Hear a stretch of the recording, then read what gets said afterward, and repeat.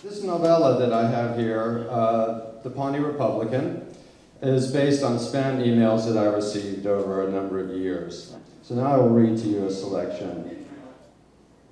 As to the governance of their tongues, the Pawnee Republican had only arrived to thank Falling Bottom Water for his employment, intending to leave the matter of his lottery winnings unspoken. But as is often the case with good fortune, he found it impossible to keep the matter undisclosed. So, after solemnly plighting his troth to secrecy, Falling Bottomwater read a copy of this most recent email. From the UK Lottery Organization, to whom it may concern.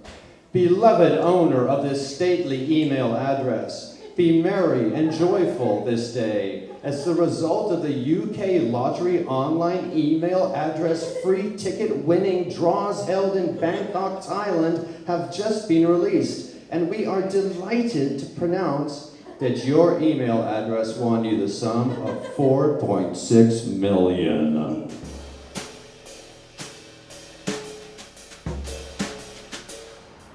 I feel, in a strange way, spam emails, it's kind of part of the online zeitgeist in a way, right? People get these things, it's like pornography, it's something that exists, but people don't like to talk about it, right? And people are involved with it in some way or are shady, right?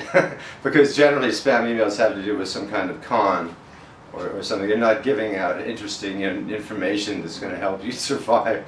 It's a con game. And so I kind of got fascinated with this, and for no reason at all, there's no theory behind it, nothing. I just decided to start saving all of these emails in one big document, which just like got bigger and bigger as time went by. And then here I was stuck with this thing. I didn't, I thought it was hilarious, and I wanted to take it just a little step further. See, all these attached texts to the emails are different. One of them might have Shakespeare in it, in which case I'd say, oh, that's great, here's 2 lines, or 15 words that work together and they make sense, and I'll just lift that whole set of words out and work it into my novel. Other times it's just maybe 1 or 2 words. The reason I paint cats is I feel that the human figure has been used in art for so long that it's not really necessary to get the idea across, and for various reasons I decided to use cats. But when it comes to literature, I feel that I wanted to use people, because otherwise I think it would have turned into a fable or a kid's story. Generally talking animals and animals that do like moral actions or whatever tend to be in children's literature. And from the content in the Pawnee Republican and The Sleep of Puss Titter is somewhat ribald, so it's not really children's lit. I feel like literature, one can get much more succinct, one can really get further out there, because say I wanted to let's start, okay, so we have this object, it's a frock coat, it has brass buttons. For me to fucking paint a frock coat with brass buttons is going to take a long time, a hell of a lot longer than writing that, a frock with brass buttons, right? Because the work that's being done by the reader is to visualize this thing.